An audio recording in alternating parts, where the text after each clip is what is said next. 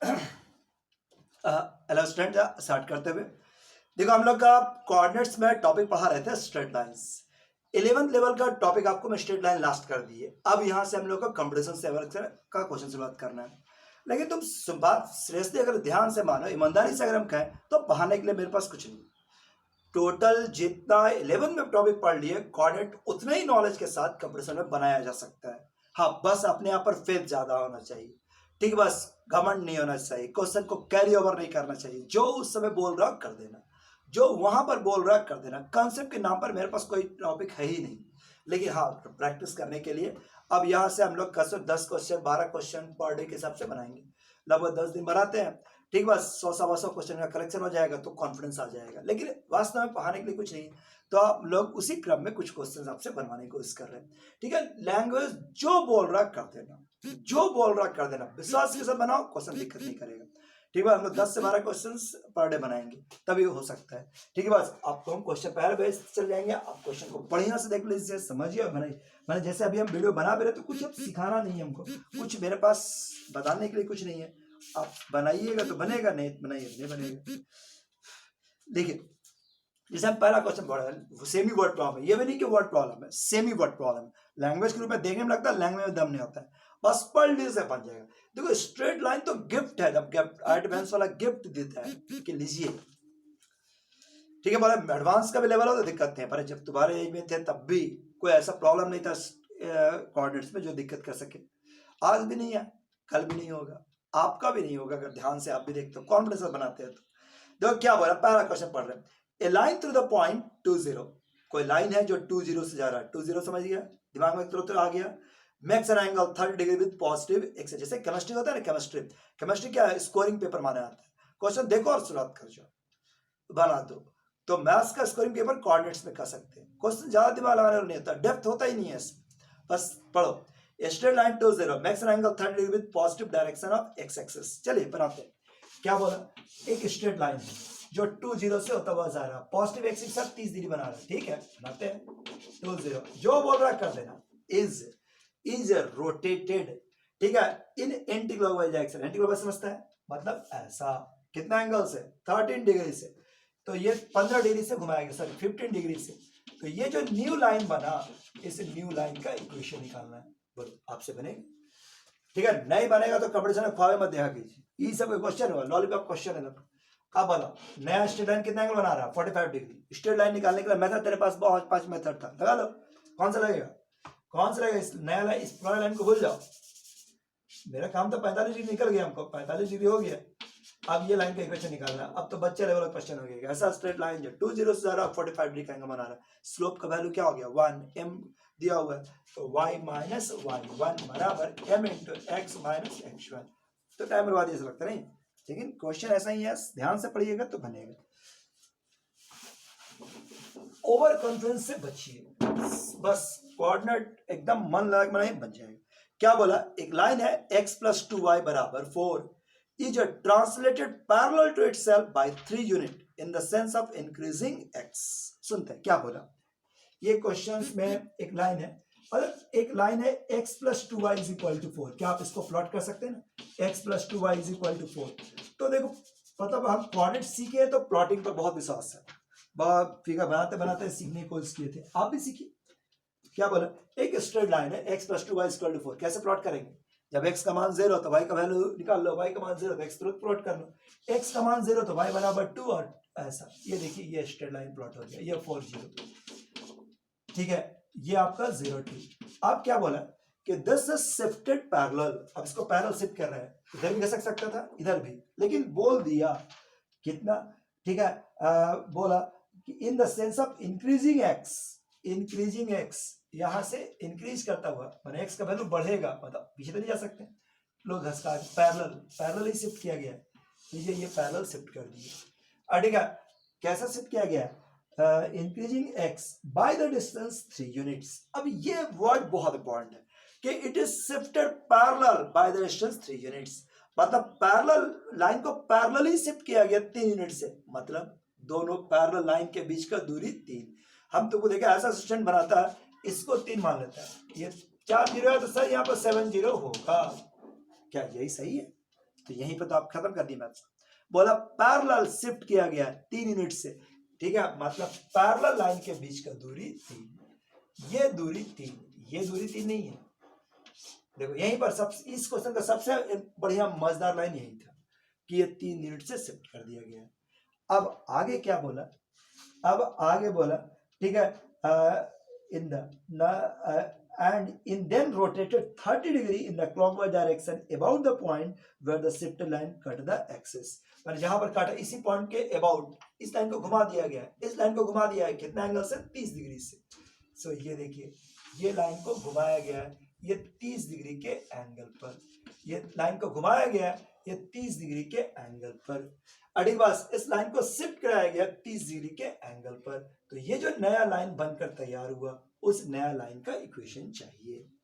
अड़ी बस तो अपने आप को समझाओ कि लाइन का इक्वेशन निकालना है, तेरे पास 5 मेथड है, ठीक है। y बराबर mx प्लस सी यूज नहीं हो सकता, सी नहीं दिया हुआ है।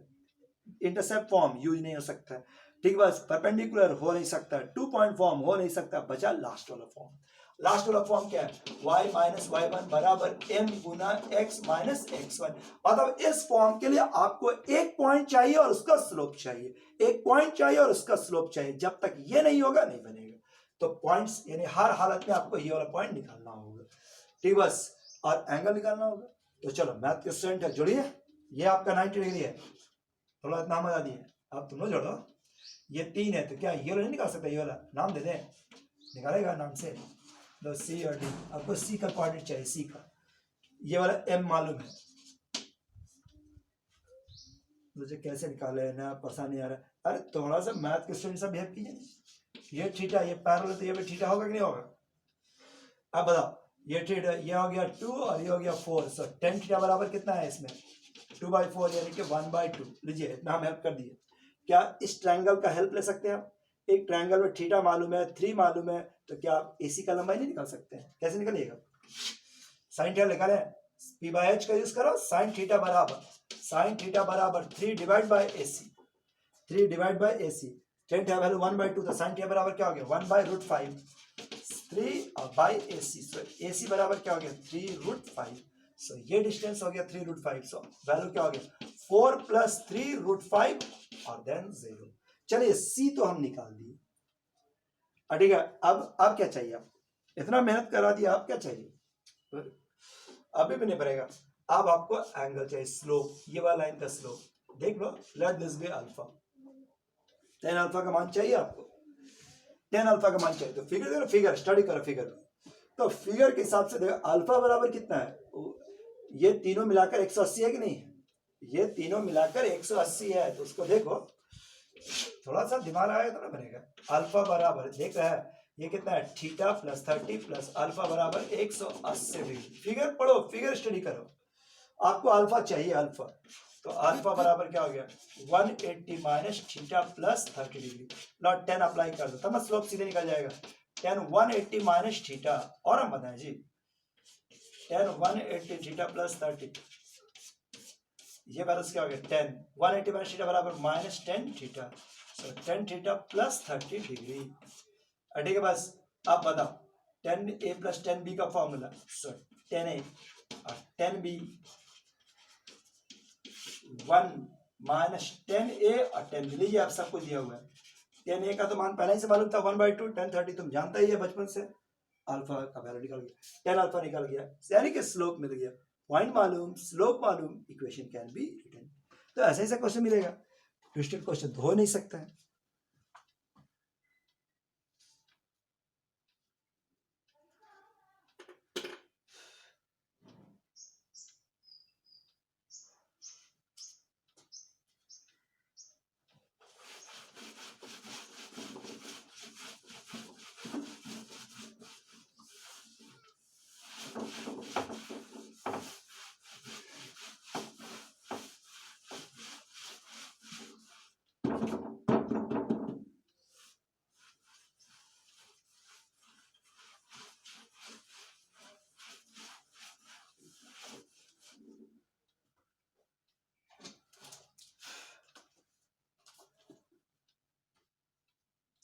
देखो क्या हो रहा है, अगला एक स्ट्रेट रोड है, is at distance 5√2 miles from a place. ठीक है, एक रोड है जिसका दूरी कितना, किसी पॉइंट से उसका दूरी कितना है 5√2 units। The shortest distance of the road from the place is in north east direction. अड़ेगा, एक रोड है जो 5√2 यूनिट की दूरी पर, किसी पॉइंट से रोड का दूरी 5√2, दूरी मतलब परपेंडिकुलर डिस्टेंस, किसी पॉइंट और किसी लाइन का दूरी अगर बात कर रहा है मतलब परपेंडिकुलर डिस्टेंस, दो लाइन के बीच का दूरी का बात कर रहा है मतलब परपेंडिकुलर डिस्टेंस। ये कन्वेंशन है कि किसी पॉइंट से किसी रोड का परपेंडिकुलर डिस्टेंस कितना है तो 5√2, अगर कुछ दूसरा हो तो बोलना पड़ेगा उसको। The shortest distance of the road from the place is in north east direction, मतलब कैसा रहा होगा, ये देखो, ये कोई पॉइंट्स है, ये आपका नॉर्थ, ये ईस्ट, ये वेस्ट, ये साउथ और ये वेस्ट। अब यहां से नॉर्थ ईस्ट मतलब ठीक मिडल, नॉर्थ ईस्ट समझता है ना, नॉर्थ ईस्ट मतलब दोनों के बीच बीच, और 30 डिग्री नॉर्थ ऑफ ईस्ट, ये भाषा समझ में आता है, 30 डिग्री नॉर्थ ऑफ ईस्ट, इसका क्या मतलब होता है, कभी देखा है? 30 डिग्री नहीं, 30 डिग्री जानो ईस्ट से नॉर्थ की तरफ 30 डिग्री, उधर उल्टा पड़ रहा है, ईस्ट से नॉर्थ की तरफ 30 डिग्री, ईस्ट से नॉर्थ की तरफ 30 डिग्री, ईस्ट से नॉर्थ की तरफ चलेगा कितना एंगल 30 डिग्री वो होता है, कभी जरूरत पड़ जाएगा इसे बता दी। और अगर नॉर्थ ईस्ट बोल रहा है मतलब ठीक मिडल, तो क्या बोल रहा है कि एक रोड यहाँ से 5√2 यूनिट की दूरी पर है, ठीक है, और ठीक मिडल है, यानी कि 45 डिग्री के एंगल पर। देखिए ये रोड रहा है, लगता है यही रोड रहा होगा, परपेंडिकुलर तो होना ही है। ठीक है, अब ये दे दिया, अब ये रोड है, रोड दिया हुआ कर है कि एक विलेज जिसका खासियत क्या है कि 6 mile east and 4 mile north, मतलब यहां से 6 माइल ईस्ट, इधर 6 चले और इधर 4, मतलब कोऑर्डिनेट क्या हो जाएगा 64, कोऑर्डिनेट 64। पूछ रहा है क्या यह 64 इस लाइन पर मौजूद होगा, इस सड़क पर मौजूद होगा या नहीं होगा, क्या ये लाइन इस सड़क पर मौजूद होगा या नहीं होगा। अब बताओ मौजूद होने का शर्त क्या है, पूरे कोऑर्डिनेट में कोई पॉइंट किसी कर्व पर लाइज कर जाए, इसका क्या फायदा हो सकता है, तो कोई पॉइंट किसी कर्व पर लाइज करे, इसका एक ही कंसेप्ट हो सकता है कि वो कर्व का, वो पॉइंट का कोऑर्डिनेट उस कर्व को सेटिस्फाइड कर दे, उस कर्व का कोऑर्डिनेट उस पॉइंट को, लाइन को सेटिस्फाइड कर दे। तो बस यही चीज निकाल लो, सबसे पहले इस सड़क का इक्वेशन निकाल दो, सबसे पहले इस सड़क का इक्वेशन निकालो। क्या आपसे निकाल सकता है, पहचानो, ये तुम्हारे पास ओरिजिन हो गया, ओरिजिन से लाइन पर परपेंडिकुलर ड्रॉ की तो लेंथ कितना है 5√2, और ये कितना एंगल बना रहा है 45 डिग्री का एंगल बना रहा है, 5√2 और ये एंगल बना रहा है 45 डिग्री का, तो इक्वेशन आपका निकाल सकते हैं। तो बताओ इक्वेशन आप निकाल सकते हैं, लाइन का नॉर्मल फॉर्म यूज कर लो, x cos 45 डिग्री और y sin 45 डिग्री बराबर p, सो क्या आ जाएगा, दिस इज 5√2। ठीक है बात, कितना है जी 1/√2 क्रॉस x + 5 = 10, ये सड़क का इक्वेशन हो गया। और ये पॉइंट क्या था 64, देखो सेटिस्फाइड किया कर गया। सो हम कह सकते हैं कि पहला वाला जो विलेज है वो तुम्हारा सेकंड वाला तुम निकाल लो, सब हम ही निकालेंगे।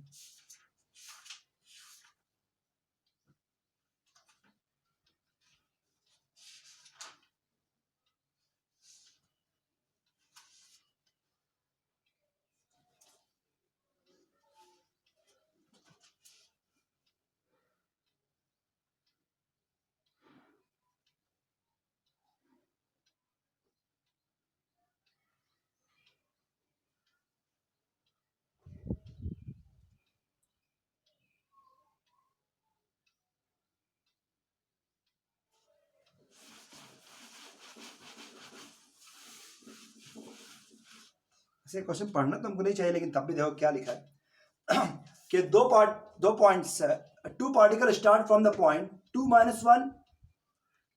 1 दिखा दे, एक्चुअल फिगर दिखा तो बेहतर रहेगा, x का वैल्यू 2 और y का वैल्यू -1, यहाँ पर रहा होगा ना जी 2 और -1, ठीक है, ठीक बस। और दो लाइन दिया हुआ है, दिस इज x + y = 1, देखो सेटिस्फाइड करता है 2 और y, जैसे पॉइंट तो तुरंत दिमाग में सेटिस्फाइड करता है कि नहीं, और कर तो रहा है, x + y = 1, मतलब ऐसा एक लाइन है, ये लाइन है ऐसा। दूसरा लाइन क्या है, x - 2y, देखो ये सेटिस्फाइड करता है क्या, ये भी करिए ना जी, ठीक, तो x का वैल्यू 0 तो y का वैल्यू -2, x का वैल्यू 0 तो y का वैल्यू -2, नीचे जा रहा है, y का वैल्यू -2 और y का वैल्यू 0 तो x बराबर 4, लगता है ऐसा ही जा रहा होगा, तो दोनों यहीं से जा रहा है, बढ़िया बात है। अड़ी के बाद क्या बोल रहा है, कह रहा है कि यहां से 1 is moving 2 unit in the line, एक पॉइंट यहां से शुरू किया और एक चला 2 यूनिट्स पहला लाइन पर। अब देखो दो तरह जा सकते, ऊपर भी जा सकते, नीचे भी, तो आगे लिख दिया है कि इन द इंक्रीजिंग, कह रहा है 2 यूनिट्स अलोंग द लाइन और other 5 units toward the increasing y, ताकि y का मान बढ़े, इधर जाना पड़ेगा ना, y बढ़ेगा, यहाँ से 2 यूनिट, मान लो 2 यूनिट पहुंचा तो यहाँ पर पहुंच गए, ये दूरी कितना हो गया 2 यूनिट, एक पॉइंट ये वाला हो गया, और इस पर चला 5 यूनिट, y बढ़ाने था तो यही चलना पड़ेगा, ये यहाँ पहुंचा। अब ये दोनों पॉइंट के बीच का दूरी आपको निकालना है, ऑर्डिनरी हो गया, बना लेगा ना, कैसे बनाएगा, कैसे बनाएगा, अरे लाइन का डिस्टेंस फॉर्म, ये वाला पॉइंट्स x बराबर x1 plus r cos theta, y बराबर y1 plus are sine theta, ये आपका x प्लस y बराबर 1 है, तो m का वैल्यूज क्या हो गया 135 डिग्री, थीटा बराबर 135 डिग्री, ये आपका x1 y1, ये आपका r थीटा दिया हुआ है, तो क्या आप इसका पॉइंट नहीं निकाल सकते हैं, ये एक टर्म निकाल देते हैं, लेकिन नम खराब बात, p का वैल्यूज क्या हो गया, दिस इज 2 प्लस r का मान क्या हो गया 2 cos 135 डिग्री, और ये हो गया -1 प्लस 2 sin 135 डिग्री। लीजिए अब निकालिए, cos 135 का वैल्यू कितना होता है जी, -1/√2, सो 2 -√2, और ये वैल्यू क्या हो गया, दिस इज √2, सो -1 प्लस √2। लीजिए ये पॉइंट हम निकाले, अब सीधा से क्यों निकालो, फिर डिस्टेंस फार्मूला बोलो तो डिस्टेंस फार्मूला निकाल देना।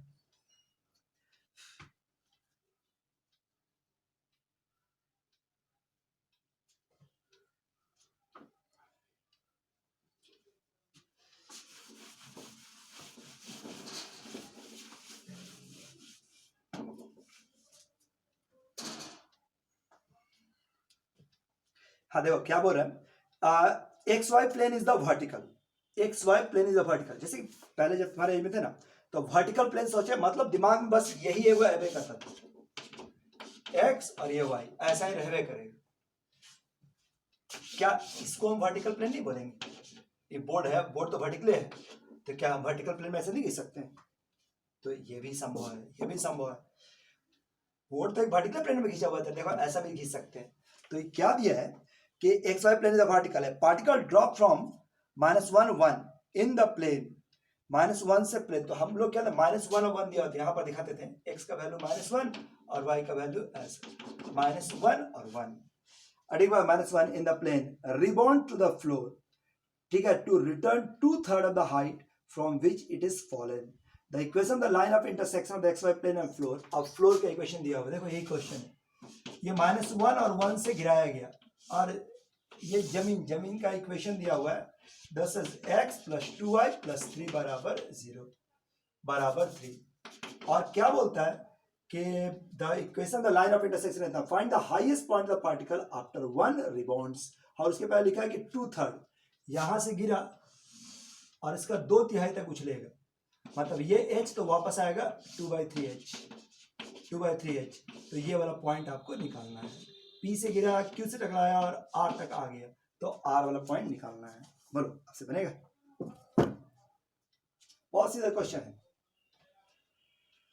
सोचो कैसे बनेगा, ये लो पॉइंट्स अगर हम डिस्कस करें तो ये क्वेश्चन कैसे बन सकता है, कह कि यहां से गिराया गया, यहाँ पर टकराया Q पर, तो ये लो पॉइंट कैसे लगता है, कुछ नहीं होता कोऑर्डिनेट में डेप्थ है ही नहीं, तो बस तुम अगर गौर से देखो तो ये 2/3h है, तो ये वाला क्या हो जाएगा h/3, इसका झंझट खत्म, देखते जाओ, अब बढ़ाते जाए, मतलब रेशियो कितना हो गया 1:2 का, देखिए समझाया अपने आप कि 1:2 का रेशियो है, कुछ दिमाग में हिंट हुआ, घंटी बजा, घंटी क्या बजा, आर निकालना है, कैसे निकालें, हर हालत में आपको क्यू तो चाहिए ही, अगर क्यू निकल जाए तो फिर चुटके बजाते हुए क्वेश्चंस, क्या आप क्यू नहीं निकाल सकते, गौर से देखो, ये परपेंडिकुलर है, तो क्या आप क्यू नहीं निकाल सकते, क्यों, क्या फुट ऑफ परपेंडिकुलर, ये ला पॉइंट दिया, यहां से परपेंडिकुलर ड्रॉ किया गया, तो क्या आपसे क्यों नहीं निकलेगा, कैसे निकलेगा, तो आप इस लाइन का इक्वेशन निकाल लीजिए, पी क्यू का इक्वेशन, निकालने चाहिए ना। ये आपका लाइन दिया हुआ तो इसका परपेंडिकुलर लाइन का इक्वेशन क्या होता है, कोफिशिएंट इंटरचेंज करो। 2x माइनस वाई माइनस इस पॉइंट से पास कर रहा है, -2 - 1 इज इक्वल टू 0। ये सॉल्व कीजिएगा तो 3। सो क्या आ गया, ये लाइन आ गया। अब इन दोनों को सॉल्व कर लीजिए, इन दोनों को सॉल्व कर दीजिए। ये 2 से गुणा करते हुए ये और गुणा किए तो दिस इज 5x। ये हो गया कितना हो गया जी, 6 और में से 3, x बराबर -3/5। अगर x का वैल्यू निकल गया तो क्या आप y का मान निकाल सकते हैं। तो y बराबर 2x + 3 -6/5 + 3, 15 6 गया 9/5।